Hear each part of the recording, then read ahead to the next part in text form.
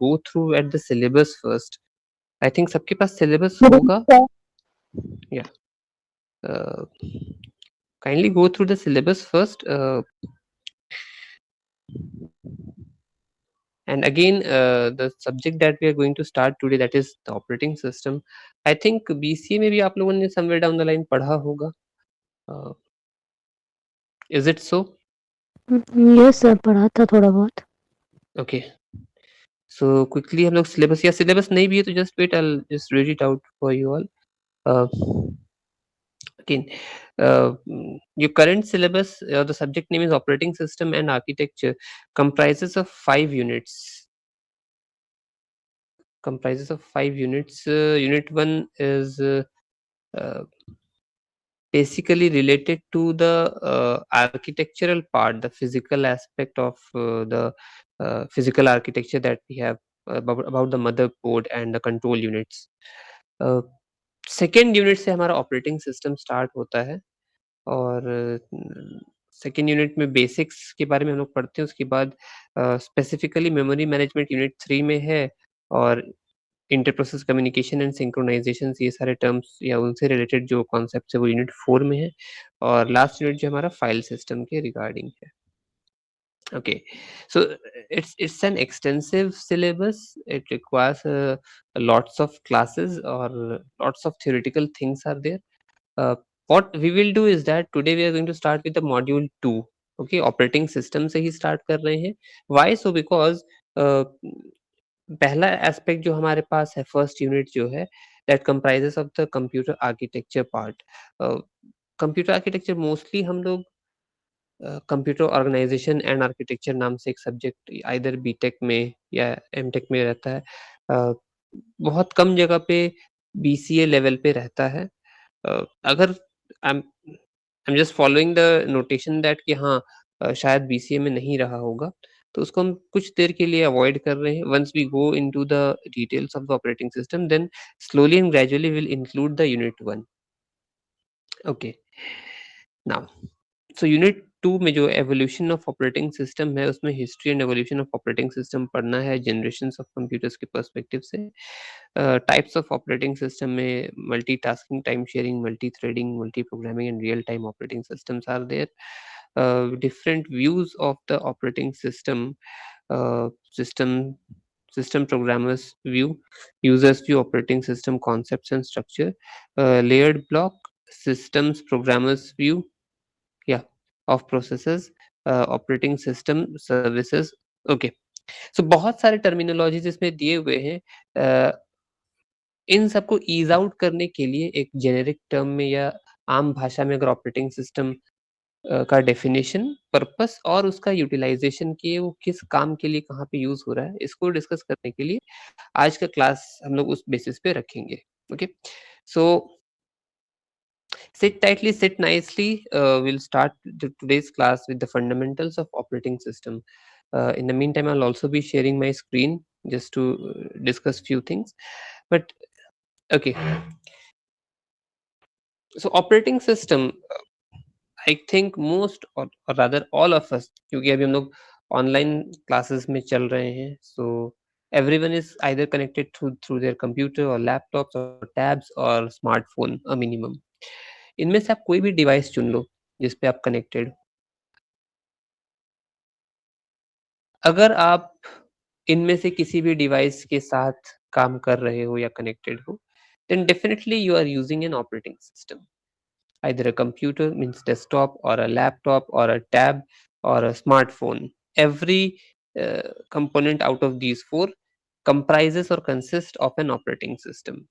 Without an operating system, none of the 4 is capable enough to execute a task or to run properly, or in fact to switch itself on.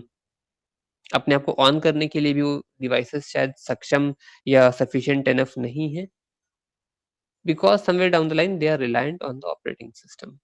So इस बात को जब बोल दिए तो इससे तो ऑपरेटिंग सिस्टम का इम्पोर्टेंस समझ में आ गया कि okay, so operating system is very very very important. Okay, second thing, mostly लोग डेफिनेशन के पर्सपेक्टिव से जब पहुंचेंगे तो वहां पे समझेंगे कि और ऑपरेटिंग सिस्टम का रोल या रिस्पॉन्सिबिलिटी क्या है. once we start a computer or a laptop or any of the 4 devices that we have mentioned, okay, आज जो हम लोग डिस्कस कर रहे हैं, it is not only specific to a computer or a laptop, but rather general term पे हम लोग बात करें जहाँ पे operating system implement होता है, so that can also include your smartphones also.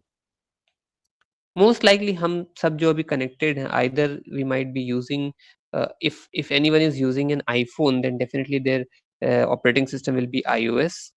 Any version it can be, latest or the previous one. अगर हमारे साथ बाकी सब हैं जो एंड्रॉयड फ़ोन यूज़ करते हैं, तो Android is the operating system itself. उसका डिफरेंट वर्जन्स हो सकता है, किसी के पास 13, किसी के पास 12, इट कैन वेरी। तो लेटेस्ट अगर किसी के पास होगा, तो उसके पास लेटेस्ट ऑपरेटिंग सिस्टम होगा। Okay. So think of a situation where we purchase a smartphone or a laptop for the very first time. हम उसे घर लेकर के आते हैं, अनबॉक्स करते हैं और स्विच ऑन करते हैं। Now once we switch on the device, few things do occur. ठीक है, ये बहुत इंपॉर्टेंट है, छोटा-सा चीज़ है, अगर समझ लें, सबको पता हो तो अच्छी बात है। एक्चुअली पता होना भी चाहिए। तो हम लोग जब सिस्टम को ऑन करते हैं, let's take an example of a laptop, okay, laptop. तो हम स्विच ऑन किए लैपटॉप को वेरी फर्स्ट टाइम।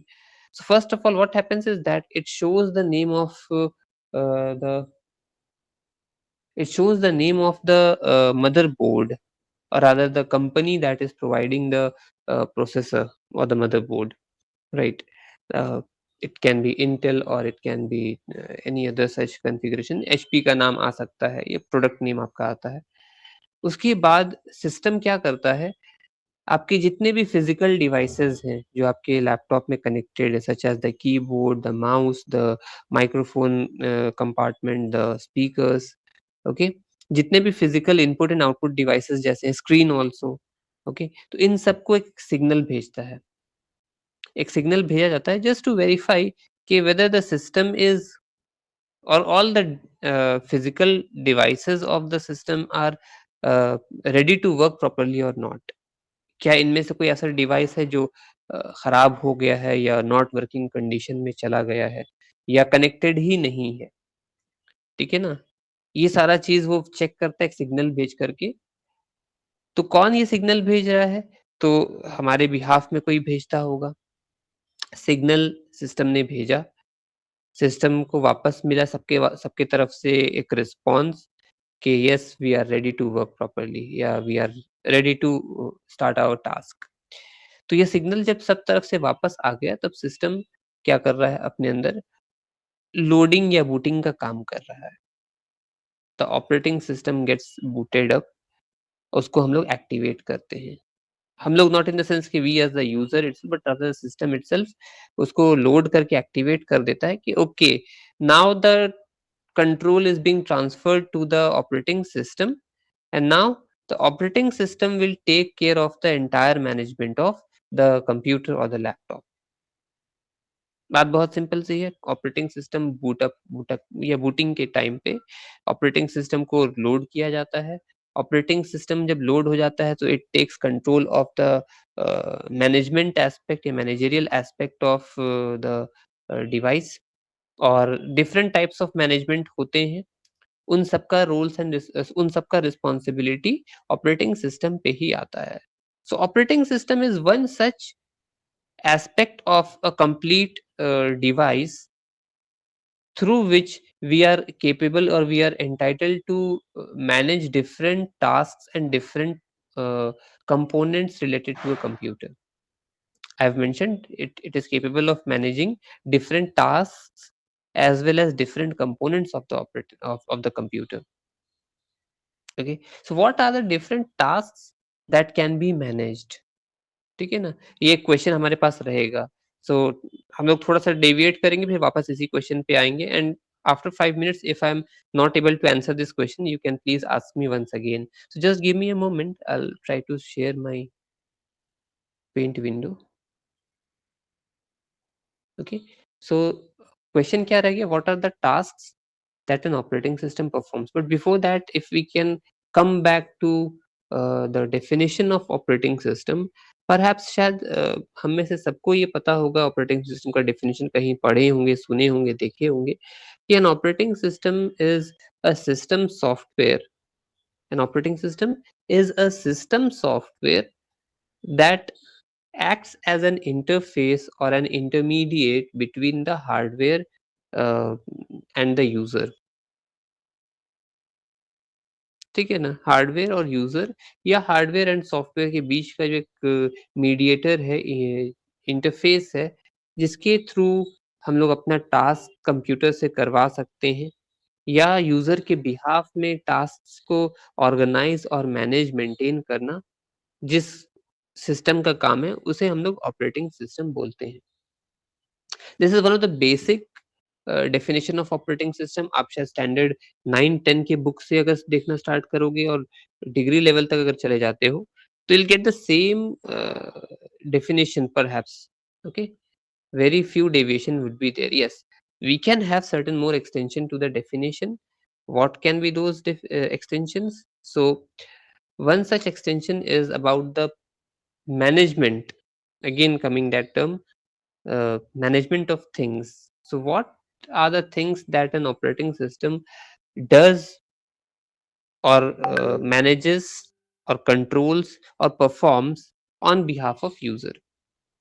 सी आपका टास्क या एज अ यूजर हम सबका टास्क या हमारे टास्क का रिस्पॉन्सिबिलिटी ऑपरेटिंग सिस्टम अपने ऊपर ले लेता है। सिस्टम में अभी क्या हो रहा है? फॉर एग्जांपल आप एक डिवाइस के थ्रू कनेक्टेड हो, वो डिवाइस ऑपरेटिंग सिस्टम गवर्न कर रहा है, मैनेज कर रहा है उसके एप्लीकेशंस को। Operating system is also at the same time managing the hardware as well as software resources. In a sense कि अगर हम लैपटॉप का एग्जांपल लेते हैं, तो वो मेरे बैटरी का हेल्थ मॉनिटर कर रहा है। एक ऐसा टाइम आ जाए जब मेरा बैटरी लेट्स से 20% से बिलो चला जाएगा, तो एक अलर्ट नोटिफिकेशन एक्टिवेट कर देगा कि your battery is draining out या start the charging of your battery, है ना? इस तरह से कुछ नोटिफिकेशन दे देगा, बैटरी इज रनिंग लो। इसका मतलब है जो हम एक्टिविटी अभी कर रहे हैं, लेट्स से ऑनलाइन सेशन यहाँ पे अगर ले रहे हैं अभी, तो इसको मॉनिटर करने के साथ-साथ बैकग्राउंड में ऑपरेटिंग सिस्टम और भी छोटा-मोटा कई सारा काम पैरेलली करता चला जाता है। पैरेलली करता चला जाता है, okay? Mark the word, parallelly करता चला जा रहा है और जिसके रिगार्डिंग जैसा नोटिफ़िकेशन जब डिलीवर करना है, right at that point of time it delivers the notation notification. So एक एग्जांपल हमने लिया बैटरी का। अब अगर फॉर एग्जांपल हम स्मार्टफ़ोन के थ्रू अगर हम कम कनेक्टेड हैं और while going through this class, हो सकता है किसी का कॉल आपको बार-बार आता रहे। आप एक बार रिजेक्ट करिए, दूसरी बार रिजेक्ट कर दिए। बट तीसरी चौथी बार भी जब आया तो आपको लगे कुछ इम्पोर्टेंट है, हमको रिसीव कर लेना चाहिए। सो ये कॉल आने का जो नोटिफ़िकेशन शो कर रहा है, again that operating system is responsible enough कि वो समझ सके कि हाँ, एक कॉल आ रहा है, तो इर्रेस्पेक्टिव ऑफ यूज़र अभी करेंटली अपने एप्लीकेशन या अपने स्मार्टफ़ोन के साथ क्या कर रहा है, उसपे हमको कॉल का नोटिफ़िकेशन दे देना चाहिए। ऐसा कोई भी टास्क हमारे स्मार्टफ़ोन पे नहीं बना है कि जिसको या जिस एप्लीकेशन को अगर हम ओपन कर दें, तो उसके यूज़ के बीच में कोई कॉल आने से ऑटोमैटिकली कॉल डिस्कनेक्ट हो जाए या कॉल लगे ही नहीं। Why? Because user is using a specific application right now, जो कि हम लोग को ये परमिशन ही नहीं देता है, प्रिविलेज नहीं दे रहा है कि किसी पर्टिकुलर टाइम उस टाइम पे जब आपका ऐप एक्टिव था, तो उस टाइम पे कोई कॉल लगा सके। परहैप्स आप कोई भी, चाहे आप गेम खेल रहे हो, हेवी ड्यूटी कोई सा भी, आप छोटा-सा वीडियो देख रहे हो या कोई और एप्लीकेशन खोल कर के रखे हो, गैलरी में विज़िट किए हो, किसी चीज़ को एडिट कर रहे हो, किसी चीज़ को रीड कर रहे हो, किसी को कुछ मैसेज भेज रहे हो। At every point of time the moment you get a call, तो कॉल के रिगार्डिंग जो रिंगटोन और जो नोटिफ़िकेशन स्क्रीन पे आना चाहिए, वो अपना आ जाता है। So who manages this? The operating system manages this. एक एग्ज़ाम्पल हम लोगों ने देखा। Okay, so I'll share my screen and then we'll continue. Just give me a moment.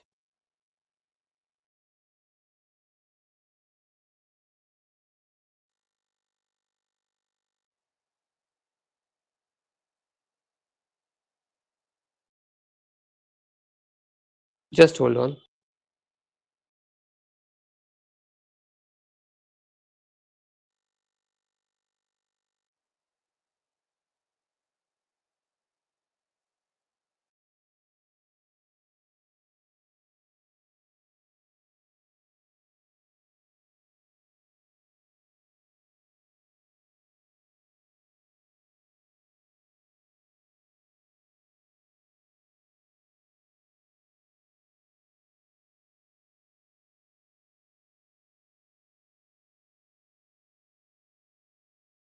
Okay. So I hope my paint window is visible to all. Yes, sir. Fine. ठीक है। तो ये एक रोल हम लोगों ने समझने की कोशिश किया कि ऑपरेटिंग सिस्टम कर क्या रहा है हमारे बिहाफ में। अ, ये तो हो गया कि अगर कुछ एक्सटर्नल जैसे कॉल आ गया, नोटिफ़िकेशन मैसेज आ गया, तो वो नोटिफ़िकेशन एक्टिव कर दिया। एक इंटरनल एस्पेक्ट जो कि किसी के ऊपर डिपेंडेंट नहीं कर रहा, रादर वो इंटरनल आर्किटेक्चर पे ही रिलाई कर रहा है। तो उसका एक एग्ज़ाम्पल हम लोगों ने देखा कि जैसे बैटरी लो होने पे ऑटोमेटिकली एक नोटिफ़िकेशन चला आता है कि your battery is low, kindly put on charging में लगा लेने के लिए, पुट ऑन चार्ज। तो ये एक इंटरनल नोटिफिकेशन है, किसी फिजिकल डिवाइस को वो चेक करता रहता है या चेक कर रहा था कंटिन्यूअस बेसिस पे। एक पर्टिकुलर क्राइटेरिया जो हिट स्ट्राइक किया गया कि क्या, इफ योर बैटरी परफॉर्मेंस और battery percentage is less than 20%, then वहां पे एक नोटिफिकेशन आना चाहिए। तो इफ एल्स वाला क्राइटेरिया वो चल रहा है, तो वो बैटरी को जैसे आया इफ वाला क्राइटेरिया कि ओके बैटरी लेस देन 20% चला गया है ना, एक्टिवेट दिस मैसेज, तो वो एक नोटिफिकेशन हमारे स्क्रीन पे पॉपअप कर जाता है। तो ये एक इंटरनल हो गया। Similar to that let's say कि 30 मिनट्स के बाद का हम लोग एक अलार्म लगा के रखें। तो हम इर्रेस्पेक्टिव ऑफ हम जो भी काम कर रहे हो अपने मोबाइल में, चाहे हम गेम खेल रहे हो, वीडियो देख रहे हों, या फ्लाइट मोड में रखे हों, या किसी से कॉल पे बात कर रहे हों, alarm will go on at exactly after 30 minutes. किसी पर्टिकुलर एप्लीकेशन के रनिंग मोड में होने के कारण कोई दूसरा एप्लीकेशन नहीं चले या बेसिक फंक्शनैलिटीज़ एक अपना स्मार्टफ़ोन नहीं कर पाए, तो ऐसा कोई एप्लीकेशन डेवलप नहीं किया जाता है, ठीक है? Perhaps the priorities are given, okay? The priorities are given to certain specific applications और to certain specific tasks. Now, so if I may just start typing over here uh, the definition of operating system, एक basic से ही शुरू करते हैं। An operating system is a system software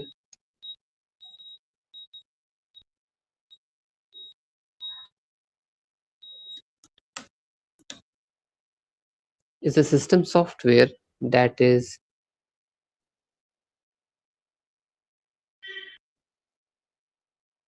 built to manage other tasks,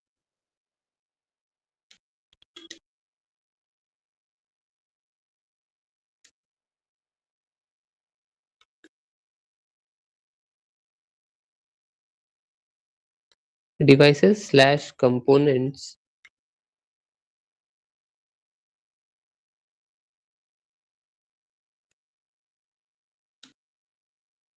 of the system। Of the system, system का मतलब यहाँ पे क्या हो गया, it can be your computer, okay? क्योंकि कंप्यूटर के टर्म्स में बात करें तो कंप्यूटर या आपका mobile phone, computer mobile.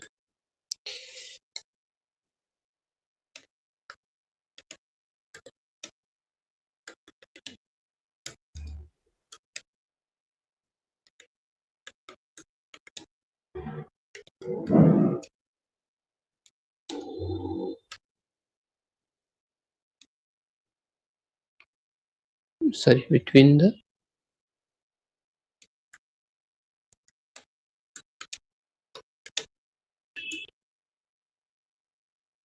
hardware and the user। इस बात को समझना बहुत मुश्किल नहीं है, लास्ट सेंटेंस जो हम लोगों ने लिखा है, एक एग्जांपल अगर फिर से रिलेट करते हैं तो समझ में आ जाएगा। It also acts as an intermediate between the hardware and the user. So we do have the hardware, like the entire laptop could be an hardware, और हम एक यूजर हैं। तो हम एक यूजर होने के नाते अगर कुछ इंस्ट्रक्शन अपने कंप्यूटर को, लैपटॉप को, डेस्कटॉप को दे देते हैं कि do this task, trust me your device is not capable enough individually कि वो अपने से ये काम जो हम लोग बोल रहे हैं वो कर सके। Yes, for every task We have specific applications. For example, MS Word is a software specifically designed to write something. MS Excel is there to prepare sheets, the charts, all those things. PowerPoint is there to prepare slideshows and presentations. Similar to that, we have several different applications or softwares or packages for different tasks, और ये task specific task हैं. But in सारे specific task related softwares या applications को govern करने के लिए जो हम लोगों को चीज चाहिए है वो ऑपरेटिंग सिस्टम है. सो इररेस्पेक्टिव ऑफ आप कुछ काम अपने लैपटॉप में कर रहे हो या नहीं कर रहे हो, अपने स्मार्टफोन में काम कर रहे हो या नहीं कर रहे हो, अगर वो डिवाइस ऑन है, एक्टिव है, तो उसको उसमें ऑपरेटिंग सिस्टम रन कर रहा है. ठीक है, उसमें ऑपरेटिंग सिस्टम रन कर रहा है. Now it totally comes down to कि ऑपरेटिंग सिस्टम आपका कितना एफिशिएंट है या कितनी एफिशिएंटली डिजाइन किया गया है.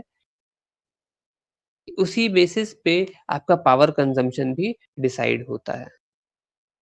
If the operating system is not very well organised, तो हो सकता है आपका बैटरी का कंजम्पशन बहुत हैवी हो जाए और आपको बहुत जल्दी जल्दी अपना फोन या जो भी डिवाइस है उसको रिचार्ज करना पड़े बैटरी.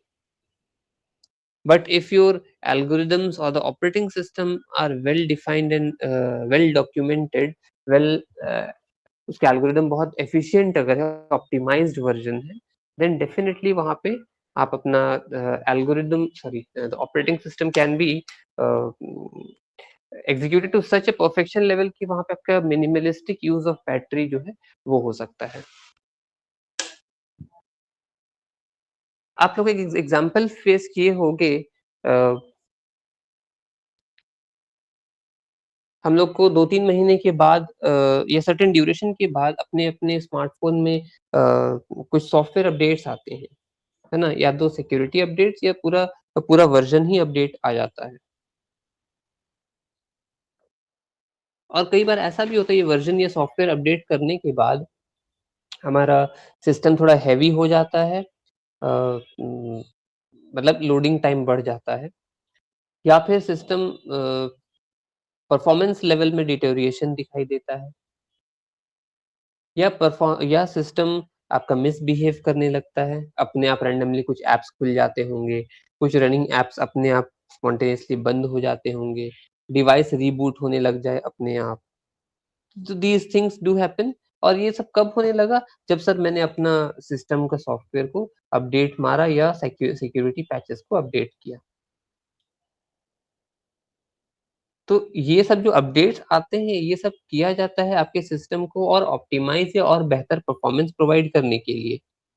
बट यहाँ उल्टा हो गया क्या कि इसको अपडेट करने के बाद मेरा सिस्टम जो है वो स्लो दिखने लग रहा है या उसमें मैलफंक्शनिंग प्रॉब्लम्स दिखाई दे रहे हैं. So can I go back to the previous version जहाँ पे मेरा सिस्टम ओके या इससे बेहतर रन कर रहा था? तो इसका एक्चुअल आंसर ये है कि एक्चुअली ये अपडेट्स जो बनाए गए थे हमारे बेनिफिशियल या हमारे बेनिफिट के लिए बनाए गए थे. इट वाज यूज्ड और it was designed to enhance the performance of the current system या करंट ऑपरेटिंग सिस्टम. बट हुआ क्या यहाँ पे कि जो अपडेट्स आया ये या तो आपके सिस्टम में सही से इंस्टॉल नहीं हो पाया पूरी तरह से, या फिर उसके कुछ फाइल्स मिसिंग रह गए होंगे, या फिर मोस्ट कॉमनली जो होता है कि ये जो अपडेट्स करते हैं, ये आपके हार्डवेयर के साथ या आपके ऑपरेटिंग सिस्टम के फंक्शनैलिटीज़ के साथ भी सही तरीके से मर्ज नहीं कर पाते, ठीक है ना? सही तरीके से मर्ज नहीं कर पाते हैं. अब अगर इनका अमैल्गमेशन या मर्जिंग अगर सही से नहीं हो, अंडरस्टैंडिंग सही से नहीं हो, okay, low level of coherence मिल जाए, तो वहाँ पे क्या होगा? बहुत सारे फंक्शनैलिटीज़ मिसबिहेव करने लगेंगे. इसके चलते हो सकता है आपका अपडेट सही से ना लिया हो या फिर ऑपरेटिंग सिस्टम को अपना काम पूरा करने में प्रॉब्लम्स आती होंगी. यहाँ तक कोई doubt, anything that have said जो आप लोग रियलिस्टिक फेस नहीं किए होंगे? No sir. Okay, I will start. थोड़ा आप लोगों का इंटरेक्शन भी होना चाहिए। Tell me the names of operating system, everyone one by one. आप लोग सब कोई एक-एक नाम बताएंगे बस। Sir Linux. Linux, okay good. Next, Khushi, Sarita,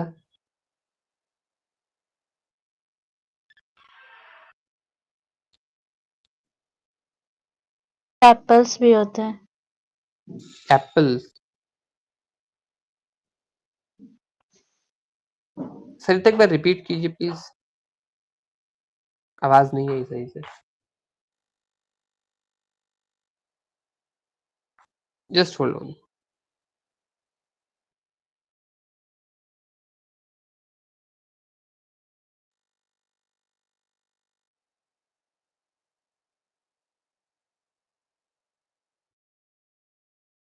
okay, so Sarita, go on please. Could you please repeat?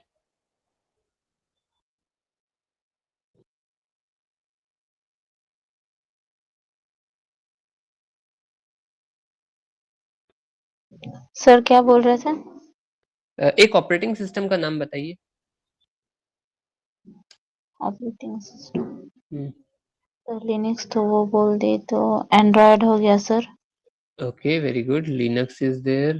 Linux operating system. हाँ। Android is there. Sir Windows भी होता है, तो iOS। ओके, और कोई है आंसर देने के लिए? सर खुशी? मैक आईओएस भी है ना? हाँ, वो भी एक होता है। Windows operating system. Sir Linux सब तो पॉपुलर में होता है अभी। Is it so? या विंडोज या आईओएस या मैक या सर एंड्रॉइड? पॉपुलैरिटी हम लोग कैसे चेक करते हैं? मतलब क्या जितना डिवाइस में लगा हुआ उसके बेसिस पे, क्या जितने बड़े बड़े लोग यूज करते हैं उसके बेसिस पे, या इंडस्ट्रियल एप्लीकेशन जिस पे चलता है उसके बेसिस पे? कुछ तो पैरामीटर होगा। Yes sir. ओके, थोड़ा सा इसमें और डेफिनेशन में कुछ पॉइंट्स ऐड करने का कोशिश करते हैं। ठीक है, यहाँ तक तो शायद बहुत बेसिक सा डेफिनेशन हमने दिया है। ऐसा कोई नया बात नहीं बोल दी जो चीज शायद नहीं पता था या बहुत हार्ड लेवल का हो गया है। बट यहाँ तक तो डेफिनेशन के बाद अब पर्सपेक्टिव क्या। ओके हाँ, एक और चीज छूट गया है। पहले ही लाइन में मैंने लिखा है an operating system is a system software. Okay, system software, we know hardware और सॉफ्टवेयर होते हैं कंप्यूटर में, बट सॉफ्टवेयर भी टाइप्स के होते होंगे। तो ये दो टाइप के हम लोग को मिलते हैं। First one is system software and second one is application software. Anyone who knows the difference between the to?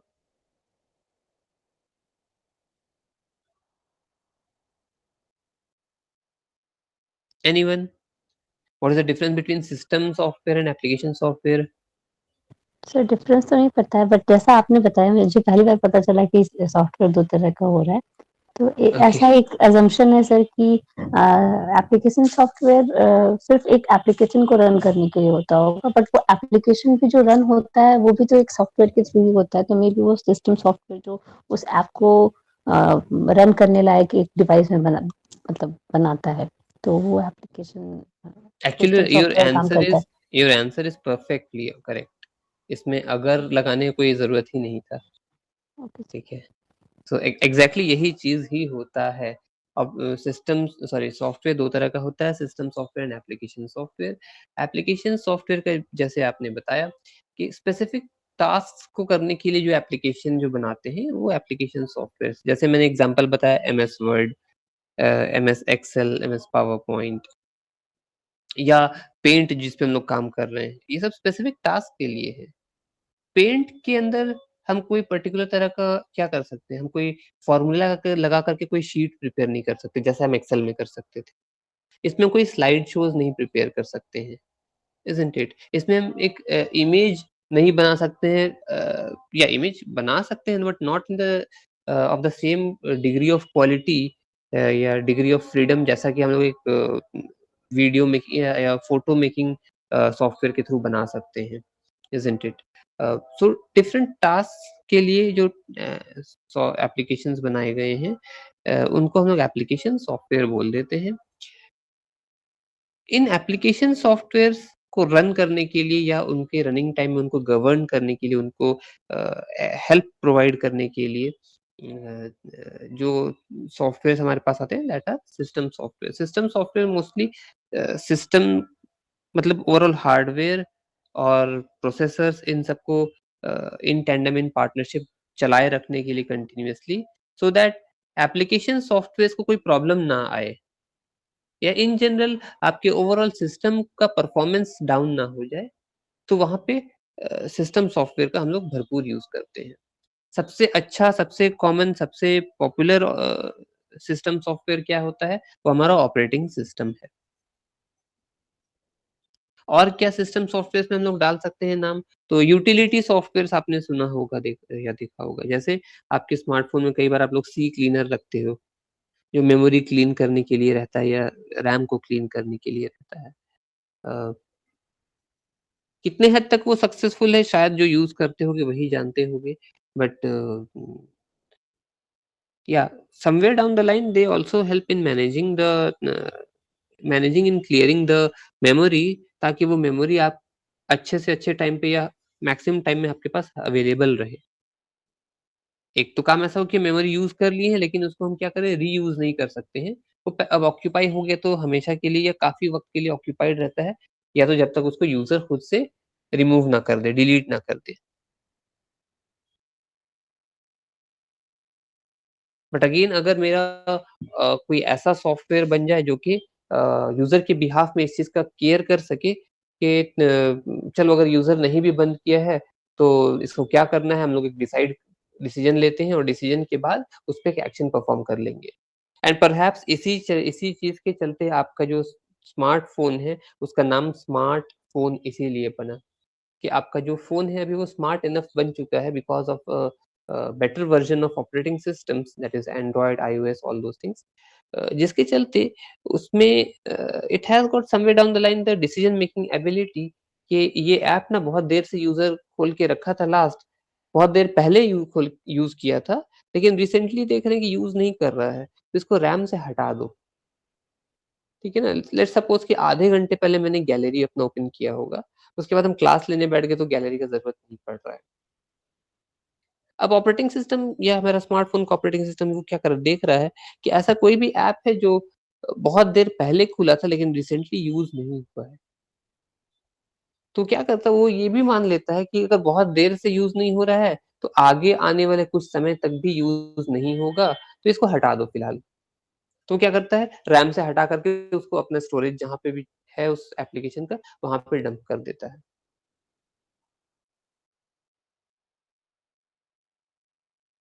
तो ये डिसीज़न वो यूज़र के बिहाफ़ में ले पाता है और चीज़ों को आसान, सरल बनाए रखता है, मेमोरीज़ को हमेशा क्लीन अप करता रहता है after certain interval of time और certain duration of time, so that your system is running properly at every moment of time. हमारा स्मार्टफ़ोन जो है ऐसा नहीं कि लैपटॉप की तरह या कंप्यूटर की तरह कि ऑफ कर दिए तो फिर हमको पता है कि 2, 4, 6 घंटा तक यूज़ नहीं ही करना है। आप उसका स्क्रीन लॉक करके छोड़ देते हो। आपको पता है कि उसमें कॉल आ सकता है किसी भी वक़्त, नोटिफ़िकेशन आ सकता है किसी भी वक़्त। आप अलार्म लगाए होंगे या कोई नोटिफ़िकेशन आने का होगा। सो आप उसको सिर्फ़ लॉक मोड में छोड़ते हो and the system is running in the background. आपका सिस्टम बैकग्राउंड में रन करता रहता है।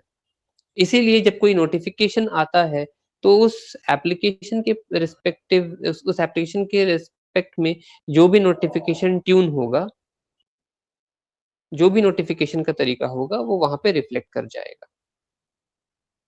कई लोग ऑन करके रख देते हैं कि ओके कोई व्हाट्सएप पे कुछ मैसेज आए, तो मेरा टॉर्च ब्लिंक करने लगे। कई लोग रख देते हैं कि अगर मेरे को व्हाट्सएप पे नोटिफ़िकेशन आए, तो स्क्रीन ये ब्राइटनेस ऑन या उसका लाइट अप हो जाए, then I can decide whether हमको अनलॉक करना है या नहीं करना है, ठीक है? सो इस तरह से हर एक लोग अपना-अपने डिवाइस को सेटिंग्स में मैनिपुलेट कर सकते हो। But yes, whatever manipulation you are doing on that application software, और वो आपके बिहाफ में ऑपरेटिंग सिस्टम को गवर्न करता है, बताता है कि ये एक्टिविटी परफॉर्म होना चाहिए। ओके, बहुत ज़्यादा इस पे आते हैं, 1-2 पॉइंट्स और डिस्कस कर लेते हैं। What more things it does. तो हम जैसे बोले थे कि 5 मिनट बाद बताएँगे। अब वो बात क्या है, इट मैनेजेस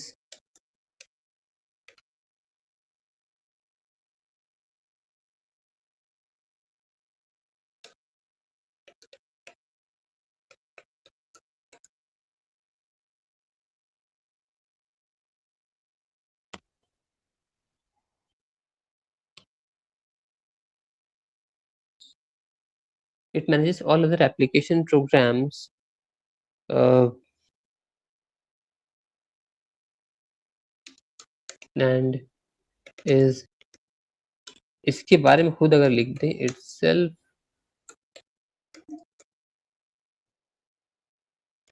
loaded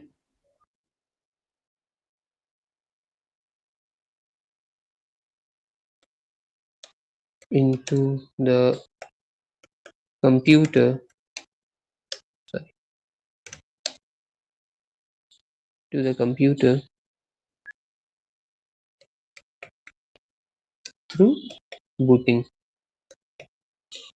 ठीक है, आई गेस आप सभी ने शायद ये टर्म सुना होगा, बूटिंग होता है क्या। Booting is of two types, cold booting and warm booting. एक बार आप सिस्टम को रिस्टार्ट कर देते हो या कई बार आप सिस्टम को ऑफ करने के बाद ऑन करते हो, तो on all those things cold booting and warm booting होता है। उसके बारे में हम लोग आगे कहीं अगर हुआ तो डिस्कस करेंगे। I am skipping out on this part. Okay, just give me a minute please.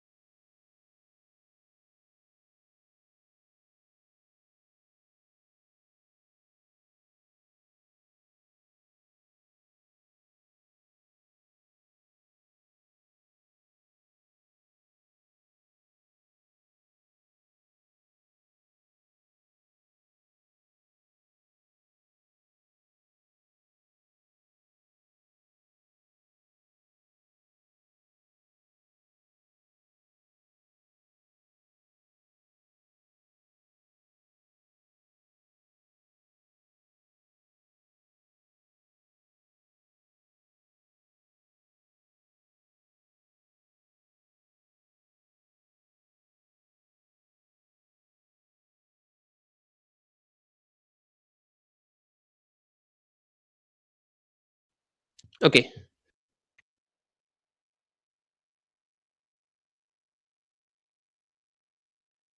ठीक है। तो ये डेफिनेशन पॉइंट ऑफ व्यू से इतना हमारे लिए शायद सफिशिएंट हो गया है। कुछ टर्मिनोलॉजीज़ इसमें आते हैं अगेन। हाँ, कई बार हम लोग ना बुक्स में या पीडीएफ कभी कहीं से पढ़ते हैं तो एक डायग्राम इसके लिए मिलता है। इसको भी अब एक बार हम दिखा देना चाह रहे हैं, इसका मीनिंग क्या है?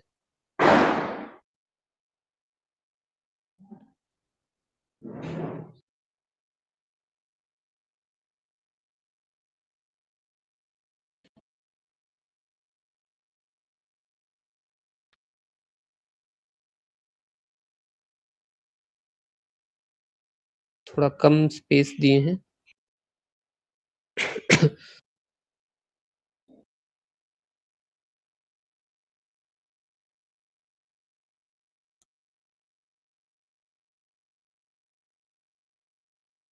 User is there,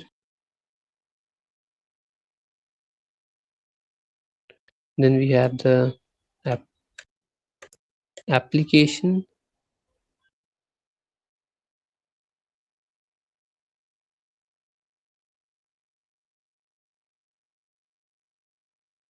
we have the operating system,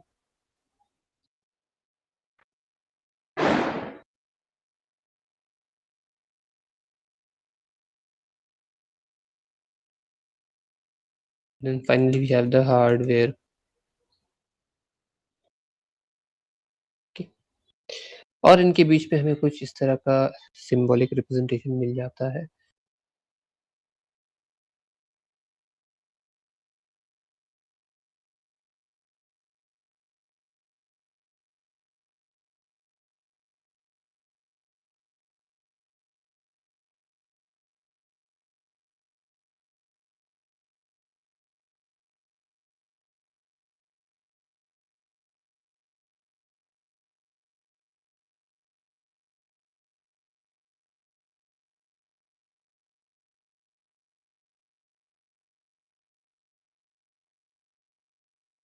okay. सो बहुत सारे बुक्स में, पीडीएफ्स में, या हम लोग ये ऑपरेटिंग सिस्टम के बारे में कहीं पढ़ते हैं, तो ये हम लोग को एक चीज़ दिखाई देता है, ये डायग्राम या diagrammatic representation of the operating system, where we have the user at the highest level, और यूजर कोई एप्लीकेशन को एक्सेस करता है ना? जैसे हम लोग अभी पेंट विंडो को एक्सेस किए हुए हैं। If I may filter it out further, हम लोग एक्चुअली में या हम एक्चुअली में अभी गूगल मीट एप्लीकेशन या वेब ब्राउजर एप्लीकेशन को ओपन किए हैं, इजंट इट? हम वेब ब्राउजर एप्लीकेशन को एक्सेस किए हुए, ओपन किए हैं, उसके अंदर हमने यूआरएल डाल करके गूगल मीट का जो ये लिंक था उसे एक्टिवेट करके ज्वाइन किया, और ज्वाइन करने के बाद हम बाहर आकर के एक नया एप्लीकेशन खोले, that is paint window. Paint window को हमने मर्ज किया अपने गूगल मीट यूआरएल के साथ। वहाँ पे कुछ ऑप्शंस ऐसे अवेलेबल थे जहाँ से हम डिफरेंट एप्लीकेशंस को मर्ज कर सकते हैं। तो स्क्रीन शेयर वाला जो ऑप्शन आया था, वहाँ पे हम लोगों ने स्क्रीन शेयर किया, और करंटली हम जो भी चीज़ यहाँ पे लिख पा रहे हैं या बना पा रहे हैं पेंट विंडो पे, everything is visible to all of you who all are connected through the same link. Idea simple है। So currently I am utilizing multiple applications जिसमें हम पेंट विंडो पे हम कुछ लिख रहे हैं, टाइप कर रहे हैं, प्रिपेयर कर रहे हैं, और वो आप लोगों को एग्जैक्टली वैसा ही दिखाई दे रहा है।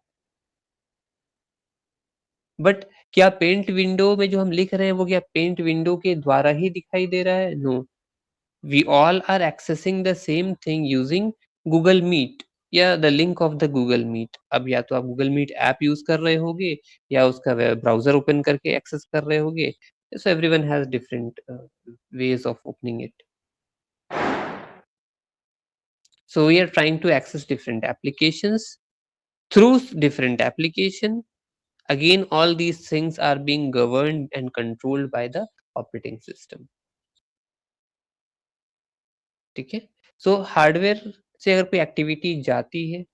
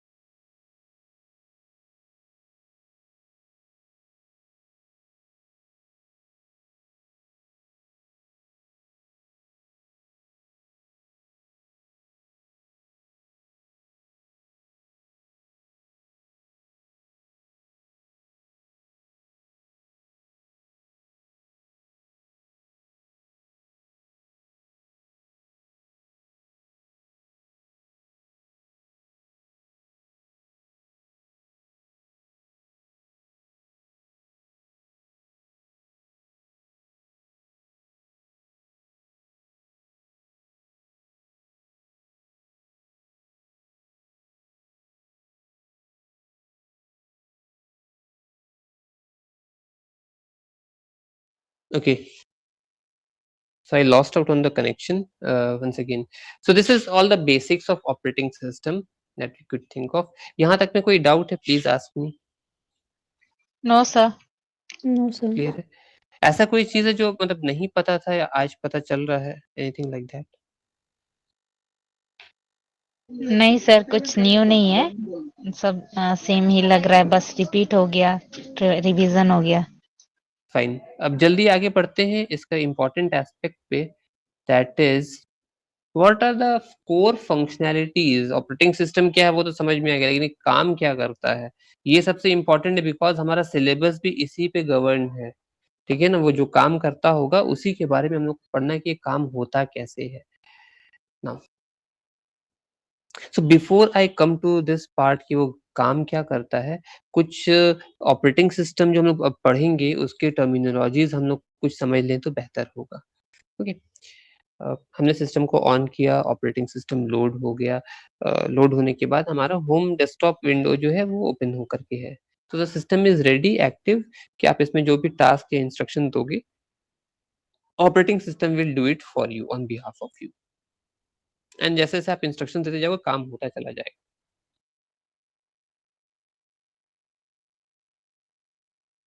ओके, तो ये काम जो करते हैं, ओके, यहाँ पे हम लोग के पास दो तीन चीजें मिलती हैं। First term is instructions. आप कुछ इंस्ट्रक्शंस देते होगे कंप्यूटर को, आइदर माउस को राइट क्लिक करके, लेफ्ट क्लिक करके, डबल क्लिक करके, कीबोर्ड में कोई की को प्रेस करके, तो ये इंस्ट्रक्शंस हो गए। प्लस आप कुछ डेटा देते हो, ये हम लोग प्रोग्राम जो पढ़ रहे थे प्रोग्रामिंग लैंग्वेज, वहां से भी ये चीज निकल करके आ रहा है। System always requires two things from the user, data as well as instruction. I give you an example, आप पैसा निकालने गए एटीएम मशीन में, वहां पे आपने ऑप्शन सेलेक्ट करना है, 5 ऑप्शन होगा, let's say cash withdrawal, balance inquiry, PIN change, all those things. आप उसमें से एक ऑप्शन सेलेक्ट करते हो, तो आप ऑप्शन सेलेक्ट करने के बाद वहां पे जो अपना पिन डालते हो, तो ऑप्शन जो आपने सेलेक्ट किया दैट इज द इंस्ट्रक्शन कि भाई यहाँ से ये काम मुझे करना है या तुम्हें करना है रादर। और पिन जो आपने डाला that is the data, amount जितना निकालना है दैट इज द डेटा। तो ये दोनों चीज मिल गया तो फाइनली एक रिजल्ट जनरेट हो पाए। सिमिलर टू दैट, जब भी हम लोग इंस्ट्रक्शन और डेटा दोनों चीज देते हैं, तो दोनों चीज हमारा क्या है कि पैरेलली जाना चाहिए, और एक जैसा या जिस जैसा हम सोच करके दोनों को बना रहे हैं वैसा ही आउटपुट में रिफ्लेक्ट भी होना चाहिए। 2 + 2 या 2 + 3 should give the actual result, exact result every time. ऐसा नहीं है आपके लिए 2 + 2 4 हो जाए और मेरे लिए 2 + 2 0 हो जाए। Okay, it should never happen. So operating system के साथ क्या है, हमें ये चीज का ध्यान रखना पड़ता है कि ऑपरेटिंग सिस्टम हमारा क्या ये दोनों चीज को पैरेलली लेकर के जा सकता है या नहीं, या ऑपरेटिंग सिस्टम दोनों को मैनेज कर सकता है या नहीं। सो बेस्ड ऑन दैट, अभी जो करंट वर्जन जो हम लोग ऑपरेटिंग सिस्टम का देखते हैं, अगर आपके लैपटॉप के बारे में बात कर रहे हैं, इधर आप 32 बिट ऑपरेटिंग सिस्टम यूज कर रहे होगे या फिर 64 बिट ऑपरेटिंग सिस्टम होगा, isn't it? 64 bit, again 64 bit में भी एक और वेरिएशन मिलता है हम लोगों को, दैट इज x86 आर्किटेक्चर। ठीक है, तो आपका जो ऑपरेटिंग सिस्टम बना हुआ है उसमें एक वर्ड मैक्सिमम कितना बड़ा हो सकता है, वो इसका बिट साइज बता रहा है। 32 बिट मतलब क्या हो गया, एक सिंगल वर्ड जो हम ले सकते हैं that can be max to max of 32 bit, या किसी का 64 बिट है तो उसका क्या वर्ड काउंट बढ़ गया, वो डबल अप कर पा रहा है। जहाँ 32 बिट था वो 64 बिट हो गया है। ठीक है, so currently I think all the i5 generation computers are 64 bit, that too x86 specific architecture. Okay, second thing, ये इंस्ट्रक्शन डेटा तो हम लोगों ने बात कर लिया, तो ये दोनों चीज क्या एक ही रास्ते से जाता है? अगर हम थोड़ा हार्डवेयर के बारे में बात कर लें तो नहीं, we have the concept of pipelining. ये फर्स्ट मॉड्यूल का भी हिस्सा बन सकता है। पाइपलाइनिंग हुआ क्या, हमें एक चैनल मिल गया या एक रास्ता मिल गया जहां से सिर्फ और सिर्फ इंस्ट्रक्शंस जाएगा, और एक रास्ता या एक रोड, एक चैनल हमको सेपरेटली मिल गया जिसके थ्रू हम सिर्फ डेटा भेज पाएंगे। पहले क्या होता था, एक सिंगल चैनल हुआ करता था, जब 8 बिट एंड 16 बिट के बारे में इनिशियल डेज में हम लोग बात कर रहे थे, एक सिंगल चैनल हुआ करता था, उसी में डेटा और इंस्ट्रक्शन दोनों का ही फ्लो होता था। बट किसी ने सोचा कि क्यों ना हम दोनों को सेपरेट कर दें, मतलब दोनों का पैसेज ही अलग-अलग बना दें। Instructions will always go through instruction bus and data will always flow through data bus. तो देयर आर 2 टाइप्स ऑफ बस करेंटली जिसके बारे में हम लोग डिस्कस कर सकते हैं। और भी आते हैं but the most important two with respect to your operating system is the data bus and instruction bus. इनका काम क्या है डेटा बस और इंस्ट्रक्शन बस का? To carry data and instruction respectively. Again, depending upon which order of pipelining your architecture is using, whether आपका 4 stage pipelining है, 3 stage pipelining है, 2 stage pipelining है, उसके बेसिस पे ये इंस्ट्रक्शन सेट और डेटा सेट डिवाइड होते हैं। What do you mean by that? ये भी समझ लो। आप जब एक इंस्ट्रक्शन देते हो, ठीक है, when you give an instruction to the system, एक इंस्ट्रक्शन का 4 फेज हो सकता है। एक इंस्ट्रक्शन का 4 फेज, करंट जनरेशन के बारे में हम बात करें, 4 फेज होता है। First one is you need to fetch the instruction. Okay, 4 term पर लिख दे, fetch, decode, execute, fetch, decode, execute and load या स्टोर, दोनों में से कोई एक नाम हो सकता है, लोड और स्टोर। ये 4 काम क्या हुआ? आपने एक इंस्ट्रक्शन को दिया, ऑपरेटिंग सिस्टम आपके बिहाफ में उसको पकड़ के लाता है, उसको डिकोड करता है, आइदर कंपाइलर, इंटरप्रेटर, असेंबलर, कोई एक कन्वर्टर होगा जिसके थ्रू डिकोड करता है, समझता है कि इस इंस्ट्रक्शन में क्या मांगा क्या है, डिमांड क्या है। अगर कोई अरिथमेटिक ऑपरेशन है तो एएलयू यूनिट के पास भेज देता है प्रोसेसर का। अगर वो आगे कहीं आउटपुट डिवाइस में या कहीं ऐसे भेजना है जहाँ पे कोई ऑपरेशन का काम नहीं है, तो वो कंट्रोल यूनिट को हैंड ओवर कर देता है, भाई ले जाओ इसको वहां पे। ठीक है, इसी तरह से वो ऑपरेट करता है। तो फेच किया उसने, इंस्ट्रक्शन को डिकोड किया कि काम क्या करना है इस इंस्ट्रक्शन के साथ, उस काम के पर्सपेक्टिव में कोई रेफरेंशियल डेटा है जो कहीं से पकड़ के लाना है, तो डेटा को पकड़ के लाएगा, फिर दोनों चीज को मिला करके एग्जीक्यूट कर देगा, और जो भी मैनिपुलेटेड या अपडेटेड रिजल्ट आया होगा डेटा की शक्ल में, उसको वो अपडेट कर देगा। आइडिया सिंपल है, पकड़ के लाया, फेच किया, डिकोड किया, समझने की कोशिश किया कि करना क्या है इसके साथ, उसके रिस्पेक्टिव में कोई डेटा अगर है तो उस डेटा को भी लेकर के आता है और इंस्ट्रक्शन और डेटा को मिला करके एग्जीक्यूट करता है, और जो भी रिजल्ट आता है उसको लोड या स्टोर कहीं पे कर देता है, मेमोरी में कर देता है। ठीक है, सो ये 4 स्टेज पाइपलाइनिंग का मैंने एग्जांपल आपको बता दी, जहां 4 काम है, fetch, decode, execute and store. हो सकता है 5 स्टेज पाइपलाइनिंग में कुछ और काम हो जाए, 6 स्टेज पाइपलाइनिंग में कुछ और काम हो जाए। तो ये पाइपलाइनिंग का मतलब क्या हो गया? 4 डिफरेंट चैनल्स हमारे पास बन गए हैं। उन चारों स्टेजेस पे आपका 4 ये डिफरेंट काम जो है, एक्टिविटी जो है, पैरेलली किया जा सकता है। पैरेलली करने का मतलब क्या है? The level of parallelism that we achieve today's in today's time is that, for example, I can run parallel applications, isn't it? अभी हम क्या है, पेंट विंडो खोल के रखे हैं, लेकिन उसके साथ मेरा क्या है, स्पीकर भी ऑन है या मेरा माइक्रोफोन एक्सेस है। ठीक है, हम दूसरा कुछ काम भी कर सकते हैं, टैब्स के बीच में स्विच भी कर सकते हैं, अपडेट्स कर सकते हैं, मल्टीपल पेंट विंडोज को खोल सकते हैं, शायद ऐसा कोई ऑप्शंस अगर है तो। सो ये हमारा डिग्री और लेवल ऑफ पैरेललिज्म है जो आज के टाइम में ऑपरेटिंग सिस्टम हमें देता है। ओके, नाउ अगर हम इंस्ट्रक्शंस देते हैं या कंप्यूटर आगे टास्क लेकर के जाता है, अ, 2 टर्म हम लोग को ऑपरेटिंग सिस्टम के पर्सपेक्टिव में मिलेगा, प्रोग्राम एंड प्रोसेस। क्या आप में से कोई भी एक रिलेटेबल एग्जांपल के तहत बता सकते हो क्या डिफरेंस है? प्रोग्राम किसे बोलते हैं, प्रोसेस किसे बोलते हैं?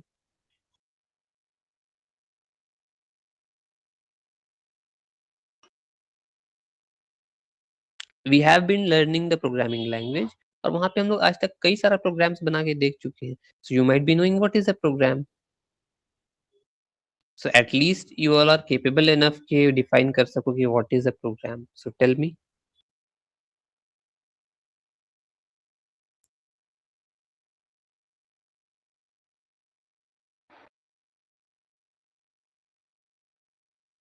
Anyone खुशी?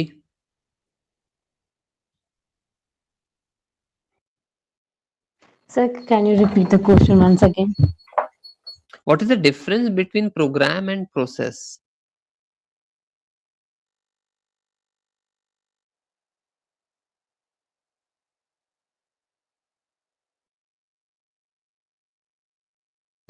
सर प्रोग्राम तो अगर एक प्रोग्राम का एग्जांपल लेंगे तो उसमें शुरू से लेकर के अंत तक जो हमें करना है वो सारा मतलब क्या बोलूं लिखा होगा या उसी की तरह एग्जीक्यूट होगा। एंड प्रोसेस हो गया हमारा कि जो हमारा एग्जीक्यूशन पार्ट हो वो प्रोसेस कैसे बताऊं सर, वर्ड्स में नहीं बोल पा रही हूँ, आप बता दीजिए। Okay. Any other answer, Sarita?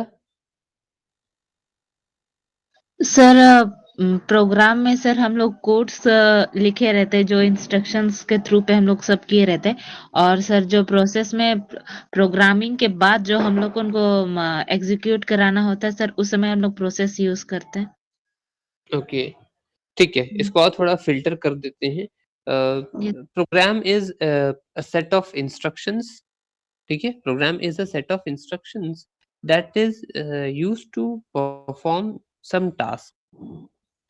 कुछ आउटपुट जनरेट करने के लिए, किसी चीज को प्रोसेस करने के लिए, इवैल्यूएट करने के लिए, या तो सिर्फ कुछ स्टेटमेंट्स को प्रिंट कर देने के लिए, एग्जीक्यूट कर देने के लिए। तो ये हो गया हमारे पास program, set of instructions to perform some task is your program. इस प्रोग्राम को जब हम रन कर देते हैं, एग्जीक्यूशन मोड में डाल देते हैं, so program under execution becomes a process। ठीक है, program under execution becomes a process। तो हो गया ऐसा क्या कि अगर एक प्रोग्राम है, उसको ऑपरेटिंग सिस्टम कई सारे छोटे प्रोसेसेस में तोड़ सकता है, डिकम्पोज कर सकता है।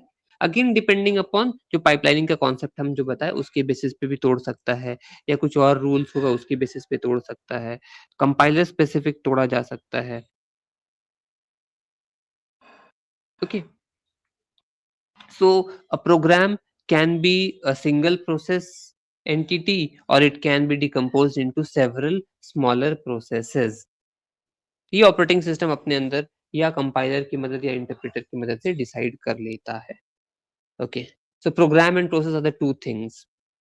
हम लोग जो आगे चल करके बात करेंगे वहां पे एक टॉपिक मिलेगा that is known as process management, है ना।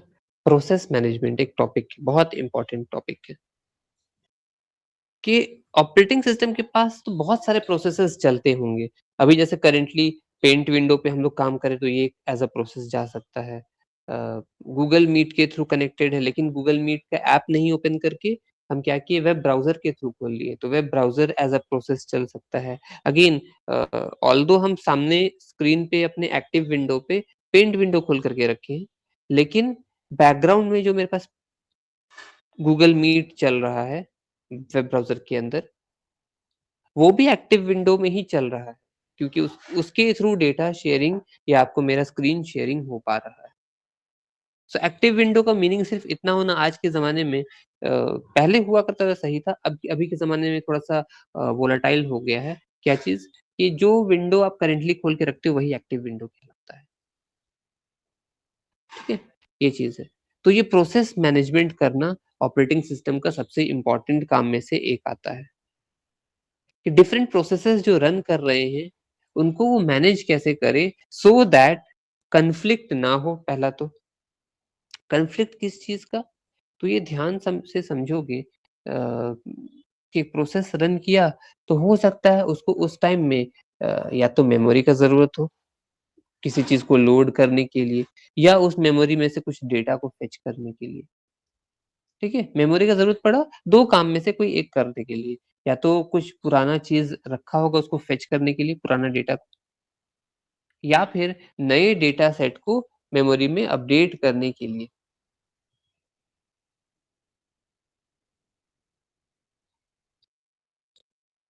ठीक है? तो इन प्रोसेसेस को वो कैसे मैनेज करे, ये उसका रिस्पॉन्सिबिलिटी है, that comes under the process management task. Next important task of your operating system is going to be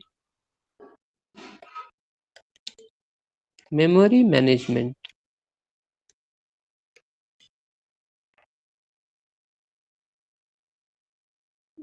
Management, yeah.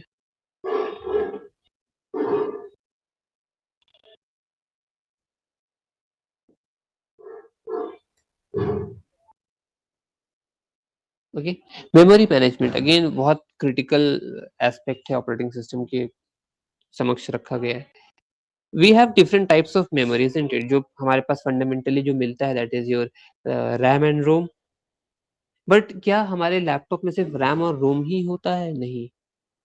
We also have what we call as cache memory, CACHE, cache memory. I think आप सभी ने इसका नाम सुना होगा, cache memory. ठीक है, तो हमारे पास जो सबसे बड़ा कैपेसिटी का हो गया वो क्या हो गया? हार्ड डिस्क हो गया, जिसमें हम 500 GB 1 TB इतना डेटा हम रख सकते हैं. उससे थोड़ा कम साइज का क्या मिलता है हमारे पास? सर रैम होता है 8 GB 12 GB 16 GB अभी के टाइम के हिसाब से उतना होता है. कैश मेमोरी कितना होता है? Anyone who knows cache memory आपके कंप्यूटर में कितना होगा? 1 GB है, 2 GB है? Any guesses? एक लैपटॉप एक कंप्यूटर में आज के जमाने में कैश मेमोरी कितना होता होगा? No idea, sir. Any guess? Try, at least try.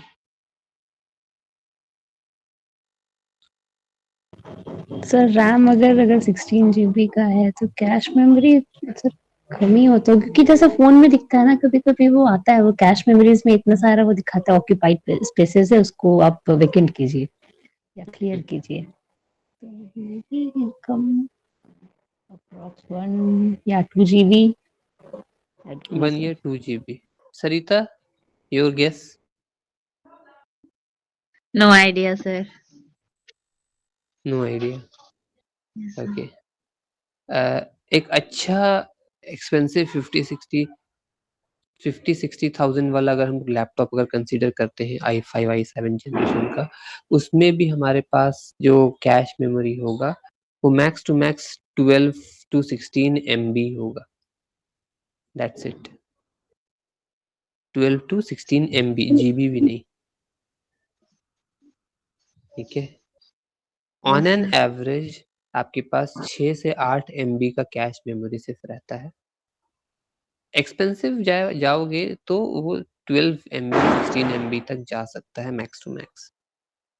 1 GB भी वो टच नहीं कर पाता. हाफ GB भी नहीं. हाफ GB तो 100 MB 200 MB तो बहुत दूर का बात है.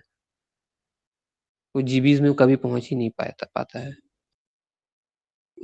उसके पीछे रीजन क्या है? Cache memory is a very expensive memory. ठीक है, एक बहुत एक्सपेंसिव मेमोरी है. Also we don't need very high amount of very large capacity of cache memory. Cache memory का काम क्या है? कैश मेमोरी हमारे पास दो तरह का आता है, L1 and L2 type. L1 and L2 type, जहाँ पे एक होता है जो इंटरनल कैश होता है, दूसरा एक्सटर्नल कैश. ये इंटरनल एक्सटर्नल क्या है?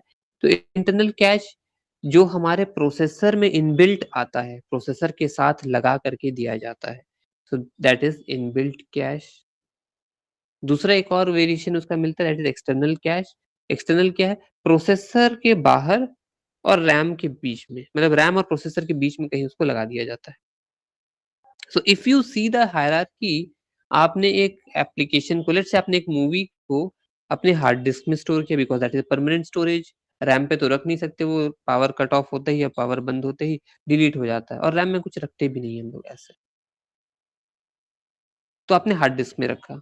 आप जब उस एप्लीकेशन या उस गेम या उस मूवी को जब ओपन करते हो, that gets loaded into your RAM, और रैम में वो आकर के रेडी हो जाता है.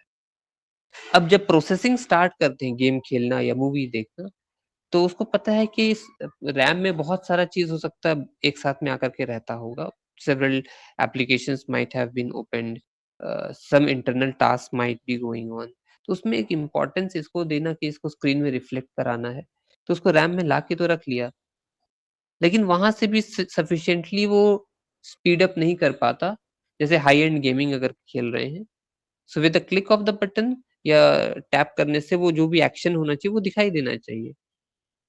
तो उन लोगों ने क्या सोचा, let's devise one more internal memory that that is named as cache memory. Cache memory के अंदर हम लोग क्या कर रहे हैं, कैश मेमोरी बस चीजों को या इस प्रोसेस को इनहेंस करने के लिए, स्पीड अप करने के लिए लगाया गया है। तो इसका बहुत ज्यादा कैपेसिटी का होना जरूरत नहीं लग रहा है इंजीनियर्स को।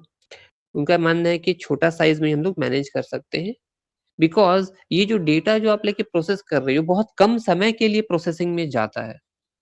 उसको बस लेके जाना है, प्रोसेस कर देना है, बिकॉज प्रोसेसर का स्पीड बहुत हाई है।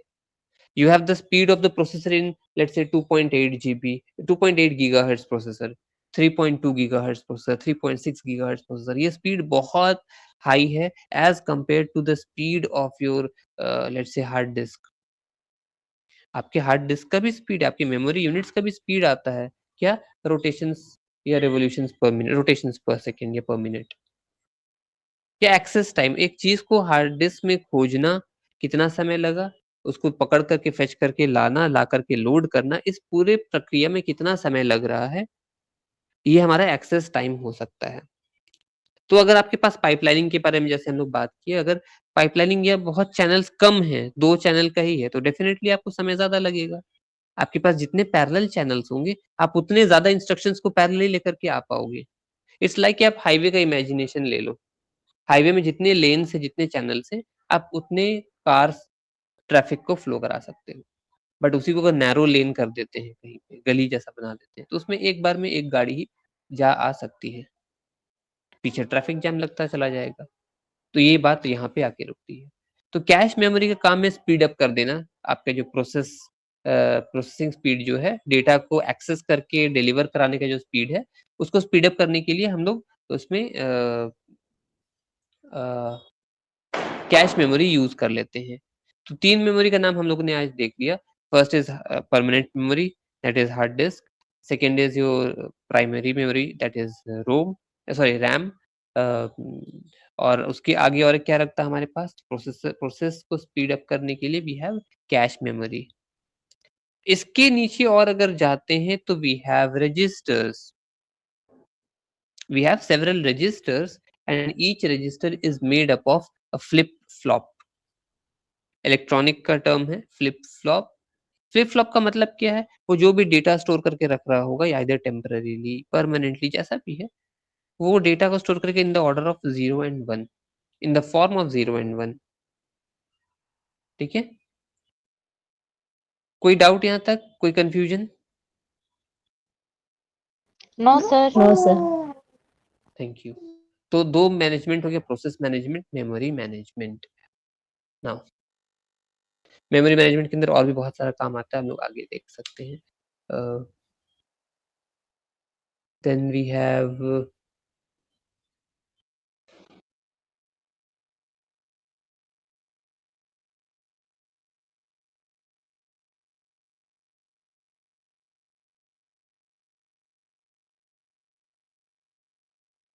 Device management. या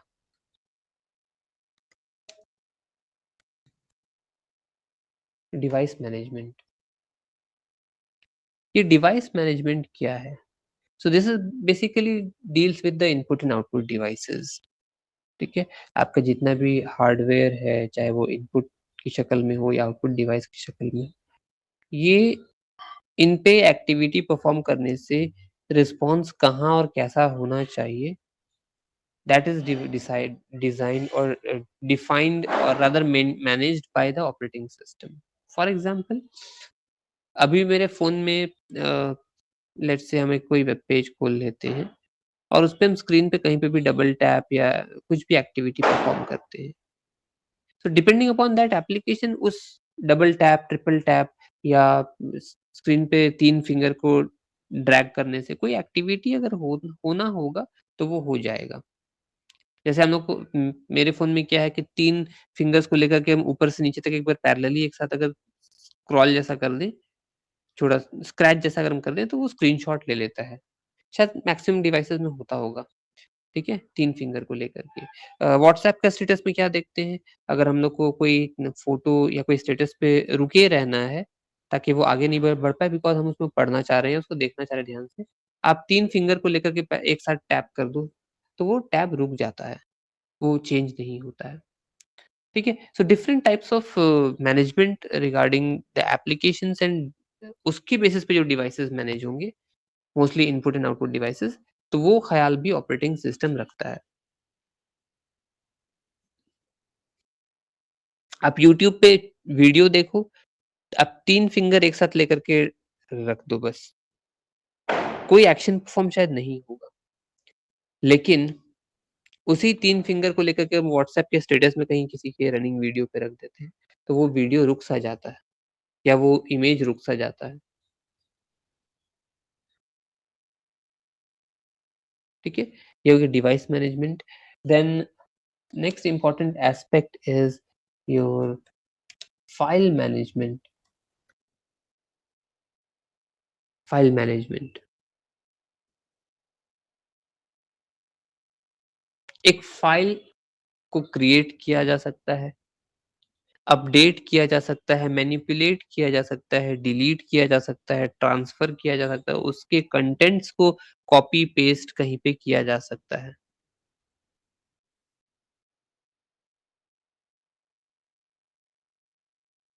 ठीक है, तो फाइल हुआ क्या चीज, फाइल हुआ क्या चीज, तो लेट्स से कि एक फोल्डर हम लोगों ने बनाया, उसमें मैंने एक फाइल रख दिया, इमेज फाइल या कोई टेक्स्ट फाइल, किसी भी टाइप का फाइल हो सकता है। अब उसको हम उठा करके किसी जगह पे कॉपी पेस्ट कर दे रहे हैं या कट पेस्ट कर दे रहे हैं, या ऐसा कोई एक्टिविटी परफॉर्म कर रहे हैं जिसके थ्रू उसका नाम चेंज हो जाए, या what ever activity you can think about. तो वैसे जगह पे हमारा जो ऑपरेटिंग सिस्टम है वो फाइल मैनेजमेंट टेक्निक्स को देखता है। फाइल मैनेजमेंट में हम लोग ये भी देखते हैं कि फॉर एग्जांपल एक पेज नंबर होगा, लेट्स से 22, पेज नंबर 22 कितने देर बाद एक्सेस होने वाला है। I will give you a reference. ठीक है, लेट्स सी कितने लोग इस चीज से गुजर चुके हो। ओके, लेट्स से कि आपको आपके स्मार्टफोन में एक मूवी किसी दोस्त ने दे दिया जिसका साइज है लेट्स से 4.5 GB। उसने बोला कि भाई HD क्वालिटी का है, ले जाओ, एकदम बहुत अच्छा दिखाई देगा, साउंड और ऑडियो वीडियो क्वालिटी बहुत जबरदस्त है। ठीक है, 4.5 GB का मूवी हम लोगों ने या तो ब्लूटूथ के थ्रू थ्रू ले लिए या किसी जरिए के थ्रू हम लोग ले लिए, तो हम ले लिए। अब जब हम उस मूवी को प्ले करते हैं तो क्या पूरा का पूरा 4.5 GB का डेटा एक साथ रैम पे डंप हो जाता है या सेपरेट सेपरेट होकर के होता होगा? क्या लगता है, आप लोग बताइए।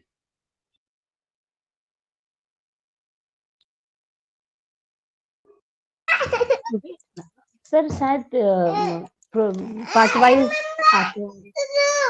ओके, पार्ट वाइज, ठीक है, thank you. See how how does it happens, let us से कि मेरे पास ना रैम है ही 4 GB का, मेरा थोड़ा पुराना फोन होगा, मेरे पास रैम है ही 4 GB का, तो क्या 4 GB वाले फोन में हम 6 GB 8 GB या 4.5 GB तक का भी मूवी को रन नहीं कर सकते क्या? देखिए, पहला सवाल तो ये आता है, सर रैम से बड़ा साइज का अगर कोई मेरे पास फाइल आ जाता है तो क्या वो एक्सेस नहीं होगा, ओपन नहीं होगा? No, it's not like that.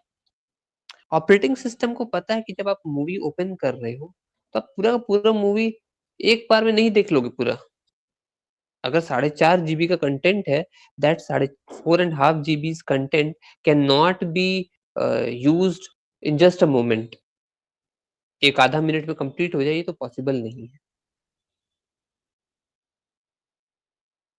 ठीक है ना, तो वो क्या करता है, आपके मूवी का पहला कुछ सर्टेन पोर्शन, लेट्स से पहला 10 मिनट या 6 मिनट या 15 मिनट, वो लोड करके रैम पे ले आया, और वो ये बिलीव करता है कि ये 15 मिनट का डेटा जो हम उसको दे दिए यूजर को, यूजर अभी देख रहा है आराम से, जब 10 12 मिनट 13 मिनट तक का डेटा देख लिया होगा या मूवी देख लिया होगा, तो हम अगले 15 मिनट का डेटा निकाल करके उसको दे देंगे। ठीक है, आइडिया बहुत सिंपल है। पहला 15 मिनट का वो डेटा लेकर के रैम पे रख दिया, और इस चीज का ऑपरेटिंग सिस्टम ख्याल रख रहा है कि जैसे ही ये 12-13 मिनट कंप्लीट होने को आ जाएगा, तो हम एक नया डेटा सेट 15 मिनट का या 10-8 मिनट का हम ला करके फिर से लोड कर देंगे। तो इससे फायदा क्या पहुंच रहा है, बिट्स एंड पीसेस में जो लोड कर रहा है, कि मेमोरी वेस्टेज नहीं हो रहा हमारा। जब जरूरत है तभी मेमोरी में एलोकेट कर रहा है, अदरवाइज मेमोरी को फ्री रख रहा है। हो सकता है उस 15 मिनट के दौरान आप पॉज करके कुछ और काम करते, तो मेमोरी के यूटिलाइजेशन वहां पे बढ़ जाता। So these things are there. इस चीज का प्रूफ कैसे मिलेगा कि सर जो आप बात बोल रहे हैं सही है? तो आप ऐसा कोई फाइल अगर अपने पास रखे हो, तो उसमें क्या करना, मूवी जब स्टार्ट हो जाती है, आप तुरंत से उसको ड्रैग करके उसका स्केल को लेट्स से 35 मिनट्स के बाद ले जाओ। तो क्या होता है, थोड़ा देर के लिए चक्री घूमने लगता है, बफरिंग होने लगता है, लोड होने लगता है, इजंट इट? ऐसा नहीं कि एकदम तुरंत से हो जाता है। तो ये लोड क्यों होता है, इसके पीछे रीजन यही है क्या, कि ऑपरेटिंग सिस्टम उस अगले सेट का जहां पे आप फेच किए हो कि 15 मिनट के बाद का डेटा को, तो वो फेच करके लेके आ रहा है। ठीक है, तो फेच करके लेके आ गया, तो उसमें थोड़ा सा तो समय उसको लगेगा ही। तो यही समय जो कैप्चर होता है वो क्या होता है, बफरिंग जैसा दिखाने लगता है। ये यूट्यूब पे भी आपके साथ हुआ होगा, या आप कहीं वीडियोस देखते हो तो वहां पे भी होता है।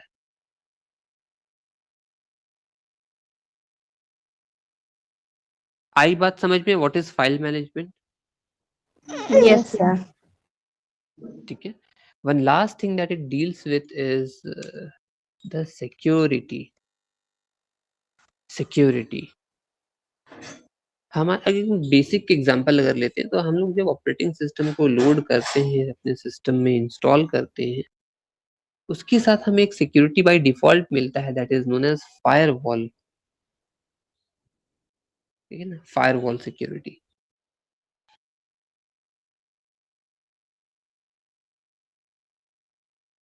ये फायरवॉल सिक्योरिटी क्या करता है, बहुत बेसिक लेवल का हम लोग को जो थ्रेट्स आते हैं, चाहे वो वायरस की शक्ल में हो, ट्रोजन्स की शक्ल में हो, स्पाईवेयर्स की शक्ल में हो, उनको रोकने में सक्षम है। ठीक है, आपके सिस्टम में कोई अनऑथराइज्ड एक्सेस हो रहा है, पासवर्ड को ब्रेक ना किया जा रहा हो, इन सब चीजों का ख्याल जो है बेसिक लेवल पे ऑपरेटिंग सिस्टम जो है अपने ऑपरेटिंग सिस्टम जो इस चीज का ख्याल रख लेता है यूजिंग फायरवॉल।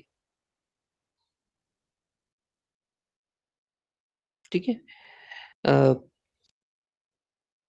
अगेन अगर हाँ कोई थ्रेट जनरेट हो जाता है, या आपका वायरस डेफिनेशन अगर खत्म हो जाता है, रिन्यू करना है, तो उसके पर्सपेक्टिव से सिक्योरिटी जो हमारा ऑपरेटिंग सिस्टम का रहता है, इट कीप्स लॉग, या it maintains a record of all those things, और सिक्योरिटी के पर्सपेक्टिव से वो अपडेट्स आपका रखता है, ताकि आपका सिस्टम हेल्दी और एक्टिव रहे हमेशा। These were the basics of operating system जो टास्क वो करता है। Each such thing is itself in itself is a chapter, जहाँ पे हम लोग प्रोसेस के बारे में नेक्स्ट पढ़ेंगे, और प्रोसेस मैनेजमेंट कैसे होता है, और उसमें शेड्यूलिंग क्या होता है। ये बहुत इंपॉर्टेंट है। न्यूमेरिकल से उसमें छोटे छोटे न्यूमेरिकल बहुत इंटरेस्टिंग है, बनाने में बहुत मजा आएगा। ठीक है, एक बार बस सीख लेना है हम लोगों को। One last thing that I would like to, यहाँ पे हम सेशन क्लोज करेंगे, बिकॉज ये पॉइंट जो अभी हम बता रहे हैं वो हमें नेक्स्ट क्लास में बहुत हेल्पफुल रहेगा। तो इसीलिए शायद आज शुरू कर दे रहे, क्योंकि हो सकता है आप में से कोई हो जो पसंद करोगे पढ़ना, although we are running over a festive season, but still देखते हैं। हम लोग जब एक टास्क या प्रोसेस एग्जीक्यूट करते हैं ना, तो बहुत सारे प्रोसेसेस रन कर रहे होते हैं। Let's say I am having 5 processes, P1 to P5। ठीक है, P1 P2 P3 P4 P5 ऐसे करके 5 प्रोसेस मेरे पास है। अब ये 5 प्रोसेसेस एग्जीक्यूट होंगे किसी सीक्वेंस में, पहले P1 या पहले P5, बड़ा कौन सा प्रोसेस है वो हो जाए, नहीं सबसे छोटा जो है उसको कर दो। हर लेवल पे अलग अलग तरह का होता होगा, है ना, हर लेवल पे अलग अलग तरह का होता होगा। ये 5 प्रोसेसेस जो एग्जीक्यूशन में जाएंगे वन आफ्टर द अनदर, ये 2 क्राइटेरिया को फॉलो करते हैं। फर्स्ट क्राइटेरिया इज, हम रैंडमली बस टर्म लिख देना चाह रहे हैं अभी,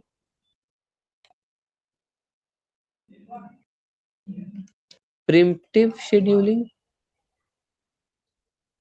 and second one is non-preemptive scheduling.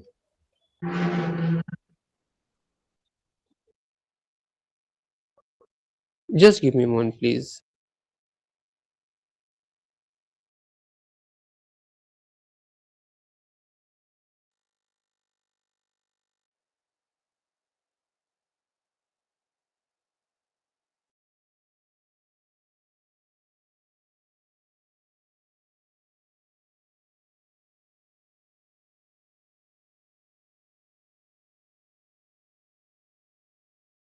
Okay, so the two terms are preemptive and non-preemptive scheduling. Non-preemptive scheduling क्या होता है? Once a process gets the resources, जब एक प्रोसेस को रिसोर्सेज मिल जाता है, तो वो अपना काम पूरा करके ही निकलेगा, ठीक है ना? वो बीच में से काम छोड़ करके नहीं जा सकता है। और प्रिमिटिव शेड्यूलिंग क्या होता है कि लेट्स से कि एक प्रोसेस अपना काम कर रहा है, ठीक है, लेकिन उसको बीच में से एक ऐसा प्रोसेस आ गया जिसका प्रायोरिटी या उसका लेवल हाई है, ठीक है ना? For example as a teacher हम क्लासरूम में पढ़ा रहे हैं, लेकिन बीच में प्रिंसिपल आ गए या कोई हायर अथॉरिटी आ गया, तो हमको क्या करना पड़ा? क्लास को बीच में रोकना पड़ रहा है। So without completing my class हमको बीच में से रुकना पड़ता है। वो 1-2 मिनट लेते हैं क्लास का सेशन और फिर बाहर निकल जाते हैं। Then again I get the resources और हम अपना काम वहाँ पे दोबारा से रीस्टार्ट करते हैं, वहीं से जहाँ से मैंने छोड़ा था। तो ये हो गया प्रिमिटिव शेड्यूलिंग। एक हायर अथॉरिटी वाला प्रोसेस आके बीच में पिंग करता है, रिक्वेस्ट करता है कि I want to access the resources, so I give them the resources और हम खुद एज अ प्रोसेस बाहर आ जाते हैं आधा काम अपना करके, एंड आई वेट कि हमको फिर से जब मौका मिलेगा तो हम जाकर के अपना आधा अधूरा काम को पूरा कर लेंगे। तो ऐसा जब होता है, जब प्रोसेसेस बीच में से आना जाना कर लेते हैं, तो वो प्रिमिटिव शेड्यूलिंग होता है। और दूसरा हो जाए कि अगर हम क्लास लेने के लिए गए हैं बट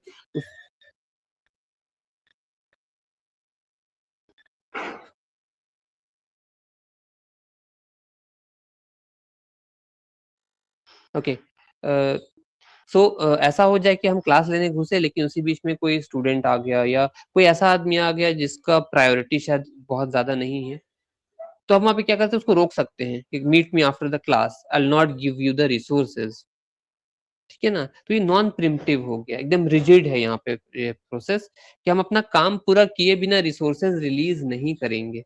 बस आपको ये 2 टर्म्स के बारे में पढ़ के समझ लेना है, ठीक है? What is primitive and non primitive types of scheduling, और शेड्यूलर के बारे में हम लोग नेक्स्ट क्लास से पढ़ेंगे तो स्टार्ट करेंगे। ये टॉपिक इतना इंपॉर्टेंट है बिकॉज इस पे हम लोग के डायरेक्ट न्यूमेरिकल्स आते हैं, 4 या 5 तरह के शेड्यूलिंग होते हैं, ठीक है? I guess you might have seen it somewhere BCA में। नहीं है तो कोई बात नहीं, लोग कर लेंगे, छोटा सा है, हो जाएगा, बट गारंटीड ये क्वेश्चन इसमें से आता है। So any doubt till now? No sir. No sir. Clear है? Okay, hope so next class में हम लोग इसको कंटिन्यू करके एक नेक्स्ट लेवल तक जा पाएंगे। So have a nice day, thank you from me. Thank you thank you sir. Sir.